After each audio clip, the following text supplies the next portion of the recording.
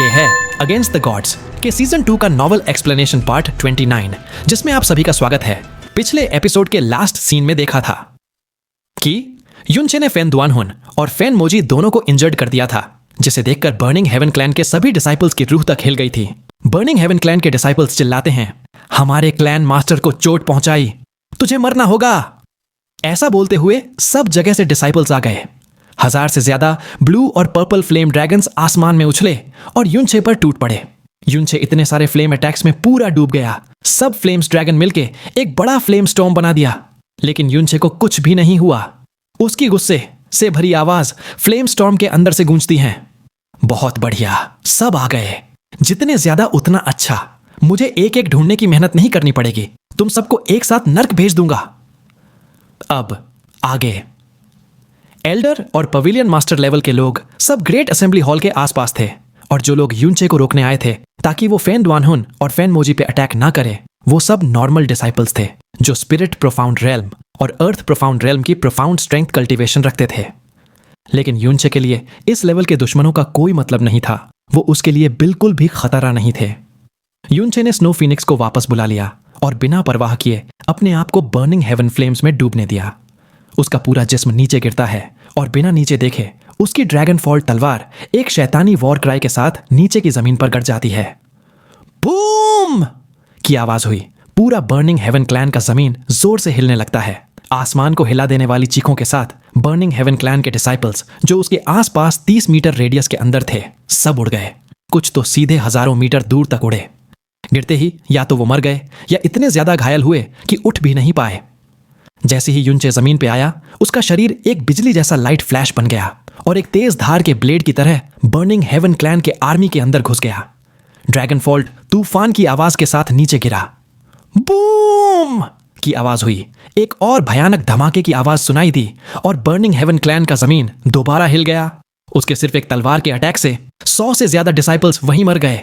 सिर्फ 2 स्ट्राइक्स ने burning heaven clan के लोगों के दिमाग का हौसला तोड़ दिया।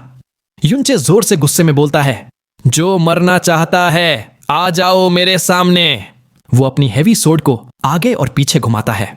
हर एक अटैक में कम से कम 30 डिसाइपल्स उड़ जाते। उनको रोकना तो दूर की बात थी, उनमें से कोई उसके सोर्ड के छोड़ी हुई एनर्जी वेव्स भी बर्दाश्त नहीं कर पा रहा था। बर्निंग हेवन क्लैन के अंदर हर तरफ सिर्फ धरती का कांपना, तूफान का चलना, बिजली की गरज और हवा में उड़ती लाशें, हड्डी और खून की बदबू से भर गई थी। थोड़ी दूर ग्रेट असेंबली हॉल के अंदर से एल्डर और पेविलियन मास्टर्स एक साथ बाहर निकलते हैं। युनचे की पावर महसूस करके वो सब एकदम से ठंडे पड़ गए। उनके हाथ पैर थरथरा रहे थे।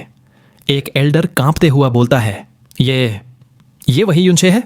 दूसरा एल्डर बोलता है, कैसे इतना डरावना लड़का हो सकता है? अब समझ आया क्यों इसने ग्रेट एल्डर को मार दिया। एक और एल्डर सोचता है, पर इसका प्रोफाउंड एनर्जी ऑरा तो सिर्फ अर्थ प्रोफाउंड रेल्म के 6ठे लेवल का है। क्लैंग क्लैंग क्लैंग क्लैंग की आवाज सुनाई दे रही थी। इस केओस के बीच 4 तलवार युनचे की पीठ पर गिरती है, लेकिन आवाज आई जैसे तलवार किसी मेटल प्लेट पे लगी हो। उन 4 डिसाइपल्स ने अपनी सारी ताकत लगा दी थी, पर युनचे के जिस्म पे तलवार ऐसी लगी जैसे किसी स्टील की दीवार पे लगी हो। युनचे के फटे हुए कपड़ों के अंदर दिखता है सिर्फ कुछ शैलो रेड मार्क्स। ना खून निकला, ना कोई एक्चुअल चोट। वो चारों का चेहरा सफेद पड़ जाता है डर से, आंखें बाहर निकलने वाली होती हैं। युनचे का पलटवार सुनामी की तरह उन पे टूट पड़ता है और एक बड़े धमाके के साथ उन चारों के जिस्म धज्जियों में उड़ जाते हैं। सोर्ड के वेव ने आगे के 10 लोग भी तुरंत मार दिए। तभी पीछे से 2 पावरफुल स्काई प्रोफाउंड रेल्म की ऑरास युनचे पर एक साथ वॉर करते हैं। एल्डर्स और पवेलियन मास्टर्स जो अब तक सिर्फ देख रहे थे, उनमें से 2 ने फाइनली अटैक कर दिया। युनचे को गिरता देखकर उन्होंने अपने ब्लेड्स का पावरफुल फ्यूजन अटैक छोड़ा। तलवारों के टिप से एक पर्पल ब्लेड बीम निकला और सीधा युनचे के पीठ पर छेद करने आया। बूम की आवाज हुई। युनचे अपनी बिजली जैसे तेज स्पीड से पलटता है और उसका एम्परर प्रोफाउंड ड्रैगन फॉल्ट, जो 10,000 किलो से भी ज्यादा भारी था, पीछे ऐसे घूमता है जैसे वो एक हल्की सी पंख हो। एक जोर का धमाका होता है और 2 स्काई प्रोफाउंड रियल्म एक्सपर्ट्स की रिलीज की गई पर्पल ब्लेड बीम सीधे चूर चूर हो जाती है। हेवी सोर्ड का तूफान उन दोनों के सीने पे सीधा लगता है। उसी पल उन दोनों को समझ आता है कि हर बार युनचे की सोर्ड हिलती है तो जमीन क्यों हिल जाती है। यह कोई भ्रम नहीं था। उस वक्त उन्हें ऐसा लगा जैसे उनके सीने पर आसमान से थंडर गॉड का हैमर सीधा आ गिरा हो। वो दोनों एक ही डायरेक्शन में पीछे उड़ जाते हैं और 300 मीटर दूर एक माउंटेन क्लिफ पे जा टकराते हैं। क्लिफ जोर से हिलता है और उन दोनों के स्काई प्रोफाउंड रेल्म के वो जिस्म, जो पत्थर से भी ज्यादा सख्त थे, एकदम टुकड़े टुकड़े होके गिरने लगते हैं। इतने तोड़ दिए कि अगर उनके माँ बाप भी आए तो भी समझ नहीं पाते कि कौन सा हिस्सा किसका है। इन दो एल्डर की मौत को देखकर बर्निंग हेवन क्लैन के अंदर से एक के बाद एक डर से भरी चीख सुनाई दी। एल्डर्स और पवेलियन मास्टर्स के चेहरों पे रंग बार बार उड़ गया। वो दोनों की ताकत को अच्छी तरह जानते थे, लेकिन युनचे के सामने वो लोग इतने कमजोर, इतने नाजुक निकले कि यकीन ही नहीं हुआ। बर्निंग हेवन क्लैन के पास टोटल 27 एल्डर्स और 33 पवेलियन मास्टर्स थे। यही उसकी असली बैकबोन पावर थी। और हर एल्डर या पवेलियन मास्टर का मतलब था कि वो स्काई प्रोफाउंड रियल्म का एक्सपर्ट है। मतलब बर्निंग हेवन क्लैन के अंदर फेन दुआनहोन को छोड़कर भी 60 स्काई प्रोफाउंड रियल्म एक्सपर्ट्स थे। और अभी अभी वाले 2 एक्सपर्ट्स को मिलाकर 60 में से 9 ऑलरेडी युनचे अकेला ही खत्म कर चुका था। जितने भी एल्डर्स और पवेलियन मास्टर्स वहां थे, उनके दिल के बहुत तेजी से धड़कने लगे। एक पल के लिए कोई भी युनचे के सामने आगे बढ़ने की हिम्मत नहीं करता। मॉर्टल पार्टिंग हेवनली पवेलियन की माउंटेन क्लिफ पर खड़ा फेन जुएचेंग का चेहरा झटकों में फड़क रहा था। आंखें फाड़ के उसने देखा युनचे जाल में आया, पर जाल में मरने के बजाय वो खुद सबको मार रहा था। उसका दिमाग फ्लैश करता है। जब इंपीरियल सिटी में उसने शादी तोड़कर धमाका किया था, तब तक युनचे फेन दुआनचांग का भी मुकाबला नहीं कर पा रहा था। वो सिर्फ 1 महीना हुआ है और अब उसकी पावर ऐसी हो गई कि कोई सोच भी नहीं सकता। अब फेन जुएचेंग को असली रूप में समझ आया कि ग्रेट एल्डर और बाकी लोग युनचे की कोई चाल या चालाकी से नहीं मरे थे। उन्हें असली और प्योर पावर से मार गिराया गया था। फेन जुएचेंग अंदर से चिल्लाता है, नहीं, अब युनचे की दिखाई गई पावर के सामने एक फेन मोली क्या, उसके 10 भी होते तो भी सब मर जाते। वो अपने दांतों को भींच कर बोलता है, ये सब ऐसा कैसे हो रहा है। उसी पवेलियन पर फेन जुएचेंग का चेहरा भी भड़क रहा था। यह सब देखकर उसका दिल भी शौक से 3-4 बार फटने लग रहा था। दूसरी तरफ फेन मोजी अपने घाव कंट्रोल करता हुआ बोलता है, क्लैन मास्टर, अब क्या करें। ये युनचे, ये तो एक डीमन गॉड जैसे एवेटार में है। अभी तो ये 20 साल का भी नहीं है, फिर भी इसके पास इतनी टेरिफाइंग स्ट्रेंथ कैसे। वो थोड़ा रुकता है, उसके शब्द कांपते हैं, क्लैन मास्टर, क्या हमें। फेन दुआनहुन अपना सीना पकड़कर भारी सांस लेते हुए बोलता है, सब एल्डर्स और पेविलियन मास्टर्स को तुरंत साउंड ट्रांसमिट करो। 9 प्रोफाउंड डिपर फॉर्मेशन की तैयारी शुरू करो, चाहे जो हो जाए, आज इसे मारना ही होगा। 9 प्रोफाउंड डिपर फॉर्मेशन, यह नाम सुनते ही फेन मोजी की आंखें एकदम से छोटी हो जाती हैं। युनचे की टेरिफाइंग माइट को देखकर उसे भी लगता है कि यह फैसला ज्यादा नहीं है। वो जोर से सिर हिलाते हुए बोलता है, ठीक है, अगर 9 प्रोफाउंड डिपर फॉर्मेशन यूज हुआ तो चाहे वो 10 गुना भी स्ट्रांग हो, वो पक्का मरेगा। बर्निंग हेवन क्लैन के नॉर्मल डिसाइपल्स पहले ही भाग गए थे, क्योंकि उन्हें पता था कि अगर वो सामने गए तो बस अपनी जान खतरे में डालेंगे। इस वक्त युनचे को घेरने वाले सब लोग मिडिल रैंक्ड अर्थ प्रोफाउंड रेल्म के थे, लेकिन चाहे वो सब मिलकर भी अटैक करें, उनका चलना खुद को मौत के मुंह में डालने जैसा था। युनचे की हैवी सोर्ड के सामने वो लोग धड़ाधड़ डिस्ट्रॉय हो रहे थे, जैसे सड़ी हुई लकड़ी। उनका काम सिर्फ युनचे की राह थोड़ी देर रोकना था और कुछ नहीं। आधा घंटे से भी कम टाइम हुआ था युनचे को अपनी हैवी सोर्ड घुमाते हुए, पर बर्निंग हेवन क्लैन की लाशें जमीन पर ढेर हो गई थीं। युनचे ने इस छोटे से वक्त में खून से सनी जमीन बना दिया था। चिल्लाने की आवाजें, डर के मारे चीखने की गूंज तरफ घूम रही थी। तभी एक ठंडी सी चीख दूर से सुनाई दी, सब लोग पीछे हट जाओ। यह हुक्म देने वाला सेकंड एल्डर फेन मोजी था। उसके हुक्म के साथ ही बर्निंग हेवन क्लैन के लोगों को ऐसा लगा जैसे उन्हें ऊपर वाले की आवाज सुनाई दी हो। युनचे की ताकत और उसके निर्दयी तरीके ने उनकी रूह ही हिला दी थी। अब तक वो सिर्फ मजबूरी में अटैक कर रहे थे, पर हुक्म मिलते ही सब लोग पैनिक में पीछे हट गए। युनचे वहीं खड़ा रहा। उसके आसपास 30 मीटर तक सिर्फ कटी फटी लाशें थीं। उसके पैरों के नीचे से खून नदी की तरह बह रहा था। ना तो उनका पीछा किया, न ही आगे बढ़ा। अचानक आसपास और लोग फास्ट मूव करने लगे, और जहां वो रुक गए, उन्होंने युनचे को बीच में रखकर एक अजीब सी बैटल फॉर्मेशन बना ली। टोटल 30 लोग उसके चारों तरफ खड़े थे। इनमें से सबसे छोटा भी 40 साल के ऊपर का था। सबसे करीब के 9 लोग अलग अलग दिशाओं में खड़े थे, और उनके पीछे बचे हुए 21 लोग अनइवनली खड़े थे। और इनसे भी 60 मीटर पीछे और 20 लोग थे जिनके चेहरे पर बहुत ज्यादा कॉन्सेंट्रेशन था, पर वो आगे नहीं बढ़े। सब लोगों के हाथ में बर्निंग हेवन ब्लेड था, और उन ब्लेड्स की फ्लेम पर्पल कलर की थी। इसका मतलब यह था कि इन सब लोगों का profound strength cultivation sky profound realm या उसके ऊपर का था। जैस्मिन कहती है, संभल के रहना यह एक पावर को ट्रांसफर करने वाली प्रोफाउंड फॉर्मेशन है जो एक जैसी मार्शल आर्ट को कल्टीवेट करने वाले बना सकते हैं। यह फॉर्मेशन सबका पावर एक साथ लेकर उन 9 लोगों के बॉडी में डाल देगा। और यह ट्रांसफर फिक्स नहीं होता, कभी भी चेंज हो सकता है, या तो जिसने अटैक लिया या जो अभी अटैक कर रहा हो। एक वक्त में इस फॉर्मेशन में मैक्सिमम 30 लोग ही हो सकते हैं। चाहे तुम एक को मार भी दो, पीछे वाला तुरंत आके उसकी जगह ले लेगा, तब तक जब तक वो तुम्हें पूरी तरह दबाकर खत्म ना कर दें या तुम खुद थककर गिर ना जाए। जैस्मिन की बात खत्म होते ही 9 लोगों के शरीर के ऊपर का पूरा सरफेस आग से चमकने लगा। उनका प्रोफाउंड एनर्जी ऑरा एकदम से कई गुना बढ़ गया। युनचे आंखें छोटी करके उन सबको देखता है। उसके पैरों के नीचे एक हल्के हल्के चमकने वाला फॉर्मेशन बना हुआ था और उसी वक्त एक हैवी प्रेशर उसके शरीर पर टूट पड़ा। यह पहली बार था बर्निंग हेवन क्लैन में घुसते ही जब युनचे को थोड़ा खतरा महसूस हुआ। दूर से फेन ज्वेचिंग धीरे से बोलता है, 9 प्रोफाउंड डिपर फॉर्मेशन, और यह भी एल्डर्स और पवेलियन मास्टर्स ने बनाया है। हा युनचे, अब तू गया। अगर तू 10 गुना भी ज्यादा पावरफुल होता तब भी तुझे मौत से कोई बचा नहीं सकता। उसके चेहरे पर घमंड और खुशी एक साथ चमक रही थी। सबसे आगे खड़े 9 लोगों में से सबसे बूढ़ा आदमी, जिसके बाल और दाढ़ी पूरे सफेद थे, युनचे को घूर कर कहता है, युनचे, मैंने खुद अपनी आंखों से देखा तो अब यकीन हुआ कि ब्लू विंड एम्पायर में तेरे जैसा कोई पैदा हो सकता है। तेरी एप्टीट्यूड के साथ तेरा आगे का फ्यूचर दुनिया हिला देने वाला था, लेकिन तू अपनी पावर को ज्यादा समझ बैठा और हमारे बर्निंग हेवन क्लैन को परेशान कर दिया। तू खुद अपनी कब्र खोद चुका है, अब इसमें तेरी ही गलती है। यह सच है कि इतने लोग मिलकर एक फॉर्मेशन बना रहे हैं तो गलत लगता है, पर युनचे जोर से अपनी हैवी सोर्ड जमीन पर मारता है और उसका जोर का आवाज निकलता है। फिर वो ठंडी हंसी के साथ मजाक उड़ाते हुए बोलता है, एक ग्रुप के गंदे कमीने बूढ़े जो मासूम लोग को बंधी बनाकर रखे, जो इतने नीचे गिरे हुए हैं कि आसमान और जमीन भी उनसे नफरत करे, और तुम अनफेयर की बात करते हो? बकवास। युनचे की टॉन्ट पर वो सफेद दाढ़ी वाला बुढ़ा गुस्से से लाल हो जाता है।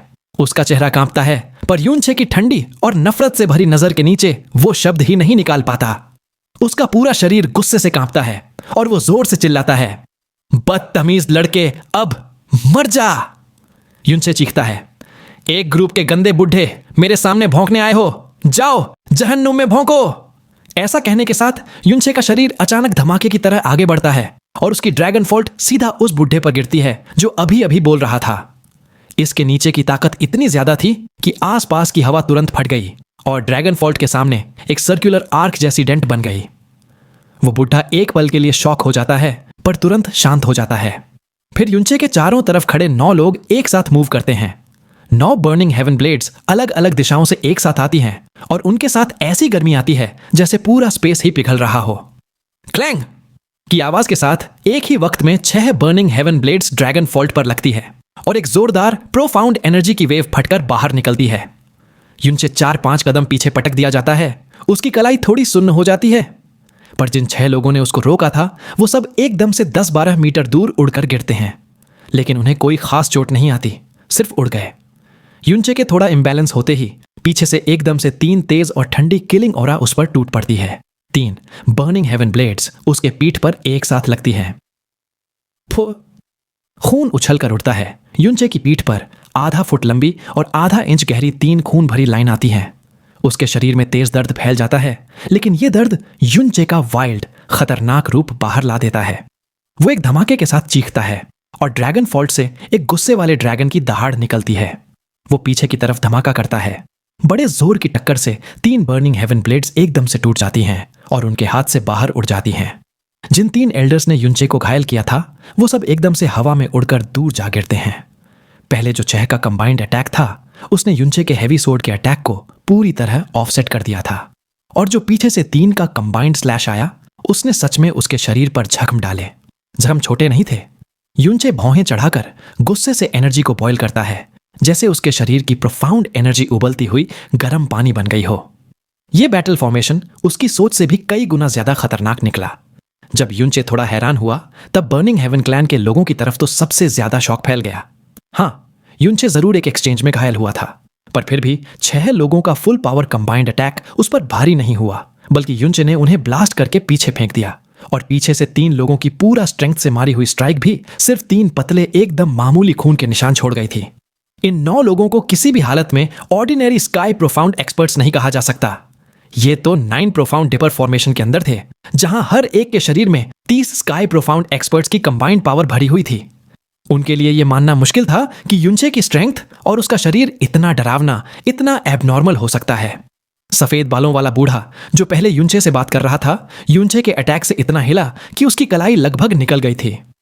दिल में वो शॉक हुआ था, पर उसके चेहरे पे घबराहट बिल्कुल नहीं थी। वो सख्त आवाज में बोलता है, जैसे मैंने सोचा था, तू वैसे ही बहुत स्ट्रांग है, इसीलिए ग्रेट एल्डर भी तेरे हाथ मर गया था। लेकिन एक बार 9 प्रोफाउंड डिपर फॉर्मेशन बन गई ना, तो चाहे तू कितना भी कोशिश कर ले, आज तेरी मौत तय है। उस बात के साथ ही 9 लोग एक साथ आगे बढ़ते हैं और अपने बर्निंग हेवन ब्लेड से पर्पल फ्लेम ड्रैगन्स जैसे स्ट्रीक्स निकालकर सीधा युनचे की तरफ भेजते हैं। युनचे चिल्लाता है, मरने वाले तुम सब हो। युनचे खड़ा होता है और अपनी हेवी सोर्ड से ओवरलॉर्ड्स फ्यूरी अनलीश करता है। धमाके के साथ उसका अटैक एकदम से 9 लोगों पर एक साथ पड़ता है। बूम की आवाज हुई, जमीन हिल जाती है, प्रोफाउंड एनर्जी हवा में फैल जाती है और आसपास 30 मीटर एरिया पूरा फ्लैट हो जाता है। डेड बॉडीज जो पहले इधर उधर थीं, वो सब हवा में उड़कर दूर जा गिरती हैं। युनचे की हेवी सोर्ड का स्टाइल ऐसा ही जोरदार और टेरानिकल था। उसके एक अटैक ने पूरे 9 लोगों को उड़ा दिया। लेकिन ये सिर्फ 9 इंसान नहीं थे, ये 9 लोग 30 स्काई प्रोफाउंड एक्सपर्ट्स की पावर लेकर आए थे। ये एक आदमी और 30 स्काई प्रोफाउंड एक्सपर्ट्स का सीधा मुकाबला था। इस धमाके के बीच युनचे अपनी जगह से हिला भी नहीं, पर उसके होंठों के कोने से खून निकलकर बह गया। यह इस बात का सबूत था कि युनचे को इंटरनल इंजरी हुई है। पूरे ब्लू विंड में युनचे के अलावा और कौन था जो 30 स्काई प्रोफाउंड एक्सपर्ट्स का एक साथ अटैक झेल सकता था। चोट खाने के बावजूद युनचे का चेहरा बिल्कुल शांत था। उसमें न घबराहट थी न पैनिक। उसने समझ लिया था कि 9 प्रोफाउंड डिपर फॉर्मेशन उसकी सोच से भी ज्यादा डेंजरस है। लेकिन अगर उन्हें लगता है कि इससे वो उसे हरा लेंगे, तो उनकी सोच गलत थी। जो 9 लोग पहले उड़ गए थे, वो एक साथ गुस्से में चिल्लाते हुए फिर से आगे अटैक करते हैं। सब एक ही क्लैन के थे, एक ही प्रोफाउंड आर्ट्स कल्टीवेट करते थे और प्रोफाउंड स्ट्रेंथ भी एक जैसी थी। फॉर्मेशन की वजह से इनकी मूव्स और भी ज्यादा परफेक्टली सिंक्रोनाइज थी। एकदम फ्लॉलेस तरीके से अटैक और रिट्रीट कर रहे थे। बूम, बैंग, क्लैंग, हुश की लगातार आवाज आती रहती है। युनचे की हेवी सोर्ड की दहाड़ बहरे कर देने वाली थी। हर अटैक पर ड्रैगन फॉल्ट की एक ऐसी दहाड़ निकलती थी जैसे एक ड्रैगन चिल्ला रहा हो, जो उन 9 लोगों को एकदम पीछे उड़ा देती। पर वो तुरंत वापस लौट आते और पर्पल ब्लेज बनाकर युनचे को बीच में ट्रैप कर लेते, उसको स्टेप बाय स्टेप अटैक करते। बर्निंग हेवन क्लैन के 1000 साल के नंबर्ड 1 बैटल फॉर्मेशन का एक्चुअल पावर अब सामने आ रहा था। युनचे क्लियरली समझता है कि अब वो डिसएडवांटेज में आ गया है। इसके साथ ही फेन दुआनहन और बर्निंग हेवन डिसाइपल्स के चेहरे पे पहली बार थोड़ी राहत दिखने लगती है। की आवाज हुई। युनचे के लेफ्ट कंधे पर एक और अटैक लगता है। इंजरी इतनी गहरी होती है कि हड्डियां तक दिख जाती हैं। दर्द की तेजी से युनचे का अंदर का वायलेंट बीस्ट फिर से बाहर निकलता है, जैसे एक गुस्से से पागल ईविल ड्रैगन। वो ड्रैगन फॉल्ट को उठाकर उस एल्डर पर घुमाता है जिसने उसे काटा था। युनचे चिल्लाता है, फॉलिंग मून सिंकिंग स्टार, मर जा। बैंग की आवाज हुई। ड्रैगन फॉल्ट के सामने रखे 5 बर्निंग हेवन ब्लेड्स एक साथ टूट जाते हैं। सोर्ड की पावर इतनी वायलेंट थी कि उस स्कोर्चिंग पावर ने सीधा उस एल्डर के सीने में एक आदमी के सर जैसा बड़ा सुराख कर दिया। एल्डर एक डिस्पेयर्ड स्क्रीम निकालकर पीछे कैनन बॉल की तरह उड़ गया और पीछे खड़े एक और एल्डर से टकराया। दोनों मिलकर 150 मीटर दूर जा गिरे। उनका शरीर घायल और टूट चुका था। दूर से चीख आती है, एल्डर मोवो, एल्डर सिंहाओ। 9 प्रोफाउंड डिपर फॉर्मेशन के बावजूद एक और एल्डर मर गया था। इस वजह से फेन दुआनहुन का दिल खून से भर आता है, लेकिन फॉर्मेशन पर इसका ज्यादा असर नहीं पड़ा। युनचे ने एक को मार दिया और एक को भारी इंजरी दी, तो तुरंत 2 और लोग फॉर्मेशन के बीच आ गए और नए कोर बन गए। फॉर्मेशन के बाहर से भी 2 स्काई प्रोफाउंड एक्सपर्ट्स तुरंत शामिल हो गए और फिर से 30 लोग कंप्लीट हो गए। 9 लोग फिर से उसको घेरने आए, लेकिन युनचे की ड्रैगन फॉल्ट ने स्काई वुल्फ स्लैश अनलीश किया। एकदम से एक बड़ी वुल्फ की फैंटम बनकर उन्हें उड़ा देती है। जो 2 नए लोग अभी फॉर्मेशन में आए थे, उन्हें तो अपना पहला अटैक करने का चांस भी नहीं मिला। वो दोनों एक ही अटैक में 2 टुकड़ों में कट गए। युनचे की स्ट्रेंथ को देखकर दूर से फेन दुआनहुन का पूरा शरीर कांपने लगता है। वो शॉक के मारे लगभग खून उगल देता है। युनचे जानता था कि चाहे फॉलिंग मून सिंकिंग स्टार हो या स्काई वुल्फ स्लैश, दोनों की कॉस्ट बहुत ज्यादा है। हर बार यूज करने पर एक स्ट्रॉन्ग ओपोनेंट तो जरूर मर जाता है, पर उनके जगह तुरंत कोई और आ जाता और प्रेशर वापस आ जाता है। फॉर्मेशन की स्ट्रेंथ वैसे ही रहती है, पर युनचे की स्ट्रेंथ धीरे धीरे घटती जा रही थी। युनचे इस बात से वाकिफ था, पर बिना प्रोफाउंड स्किल के भी उसका हर एक सोर्ड स्मैश इतना डरावना था कि वो 9 लोग हमेशा खौफ में रहते थे। युनचे के ड्रैगन फोर्ट से सामना करना उनके लिए नाइटमेयर जैसा था, लेकिन हेवी सोर्ड की ज्यादा वेट और प्रोफाउंड फ्लोटिंग टेक्निक ना आता होने की वजह से युनचे फास्ट एस्केप नहीं कर पाता। दूसरी तरफ सब दुश्मन ये टेक्निक यूज कर रहे थे, इस वजह से यहां युनचे हमेशा उन 9 लोगों के घेरे में फंसा रहा। उसके शरीर पर ज्यादा से ज्यादा जख्म होते गए, खून की रेखाएं उसके शरीर पर अपीयर होती गईं, लेकिन वो कभी गिरा नहीं, बल्कि हर एक आउटबर्स्ट में उनमें से कोई ना कोई एल्डर या पवेलियन मास्टर युनचे की सोर्ड के नीचे लाश बन जाता। हर बार उसका फॉलिंग मून सिंकिंग स्टार या स्काई वुल्फ स्लैश आता, कम से कम एक लाश गिरती, और वो सब एल्डर्स और पवेलियन मास्टर्स जैसे टॉप लेवल एक्सपर्ट्स थे। हर बार कोई मरता, फेन द्वानहुन का दिल थोड़ा और कांप जाता। जब तक छठा मर गया, फेन द्वानहुन के पैर ही कांप गए और वो सीधा घुटनों पे गिर गया। अब तक ग्रेट एल्डर को मिलाकर कुल 15 sky profound experts burning heaven clan के युनचे के हाथों मर चुके थे। फेन द्वानहुन दांत कसकर अपने मुंह को जोर से बंद कर लेता है। उसके हाथों की मुट्ठी इतनी टाइट होती है कि उंगलियों की हड्डियां सफेद पड़ जाती हैं। उसके दिल में बस एक ही कसक थी, युनचे को बार बार परेशान करना बर्निंग हेवन क्लैन की हिस्ट्री का सबसे बड़ा नाइटमेयर बन गया है। अगर उसे दोबारा एक चांस मिलता तो वो कभी फेन जुएचेंग को फेन जुएबी के साथ रैंकिंग टूर्नामेंट भेजने की परमिशन नहीं देता, और जब एल्डर काउंसिल ने युनचे को मारने की प्लानिंग की थी तो अपनी पूरी पावर से उसे रोकता। पर अब उसके पास दूसरा चांस था ही नहीं, और सबसे बड़ी बात यह थी कि युनचे की लिमिट भी उसकी सोच से बहुत आगे निकली। पहले वो समझता था कि क्योंकि युनचे की प्रोफाउंड स्ट्रेंथ सिर्फ अर्थ प्रोफाउंड रेल्म की है तो उसका एंड्योरेंस वीक होगा, और हैवी सोर्ड चला के तो वो जल्दी एग्जॉस्ट हो जाएगा। लेकिन उसने नहीं सोचा था कि युनचे घायल होते हुए भी उसकी हैवी सोर्ड इतनी जोरदार और डोमिनेटिंग पावर दिखाती रहेगी। 9 लोगों का कंबाइंड अटैक एडवांटेज तो जरूर ले रहा था, पर युनचे को पूरी तरह दबा नहीं पा रहा था। बर्निंग हेवन क्लैन के सबसे ऊंचे जगह पर था मॉर्टल पार्टिंग हेवनली पवेलियन, जहां से पूरा क्लैन नीचे दिखाई देता था। वहीं खिड़की के पास खड़ी थी शाओलिंगसी। उसकी आंखें नीचे सिर्फ युनचे पर ही टिकी थीं जब से वो सामने आया था। शाओलिंगसी अपने होंठों को जोर से दबा लेती है और कांपने लगती है। उसकी आंखें आंसुओं से हेजी हो जाती हैं, पर उनमें एक ड्रीमी चमक भी होती है। वो धीरे से बोलती है, लिटिल छे, लिटिल छे। उसे अपनी आंखों पर विश्वास ही नहीं हो रहा था कि ये वही लिटिल छे है जो उसके साथ बड़ा हुआ, जो हमेशा उसकी केयर और प्रोटेक्शन चाहता था। तभी युनचे गुर्राता है, हा! Star scorching demon lotus! एक धमाके के साथ आग का एक बड़ा लोटस युनचे के शरीर से फूट निकलता है, जो हवा में उथल पुथल करते हुए 9 एल्डर के चारों तरफ फैल जाता है। फेन मुझे चिल्लाता है, इसे ब्लॉक करो! उस लोटस के खिलने के साथ ही एक ऐसी गर्मी की हीट वेव आती है जो उनके इमेजिनेशन से भी ज्यादा टेरिफाइंग थी। 9 लोग जोर से चिल्लाते हैं और अपनी पूरी प्रोफाउंड एनर्जी जोड़कर उस फ्लेम लोटस को रोकने की कोशिश करते हैं। लोटस थोड़ा रुक जाता है, उसकी ब्लूमिंग स्पीड धीरे पड़ती है और वो जोर से शेक करने लगता है। आखिरकार 1 दर्जन ब्रेथ्स के बाद वो जमीन पर फटकर बिखर जाता है। स्कारलेट पेटल्स हवा में बिखर जाते हैं। 9 लोग गर्मी की वेव से उड़ के पीछे जा गिरते हैं। उनके कपड़े, बाल जल जाते हैं, चेहरे काले हो जाते हैं और हाथों की तलवाएं बुरी तरह से जल जाती हैं। सब एकदम ही बुरी हालत में थे। दूसरी तरफ युनचे, जिसने star scorching demon lotus release किया था, उसके शरीर में बुरी तरह वीकनेस आ जाती है। उसका घुटना जमीन पर गिरता है। वो जोर जोर से सांस लेता है।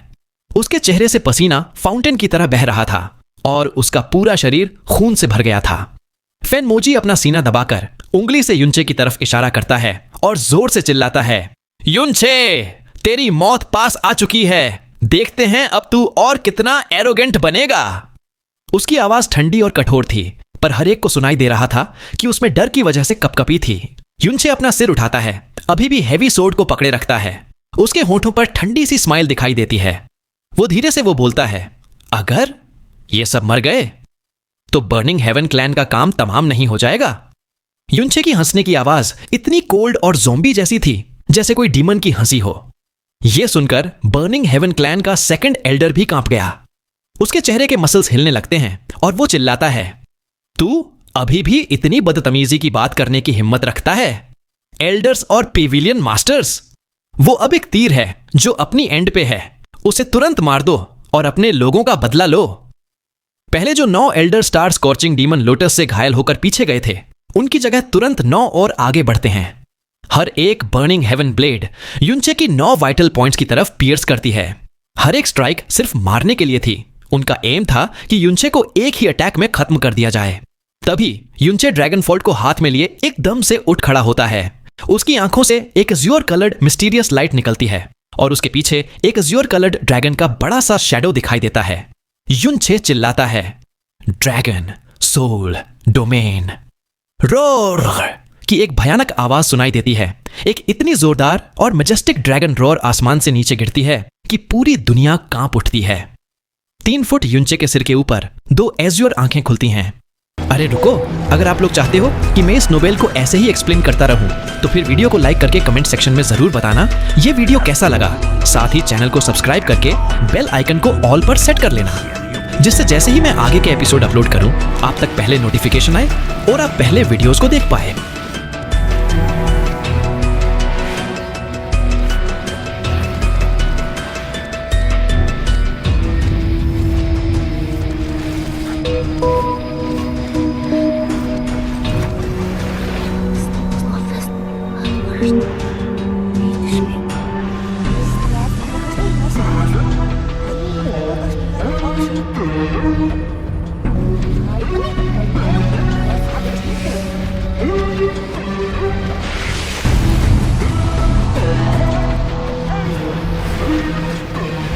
Awesome.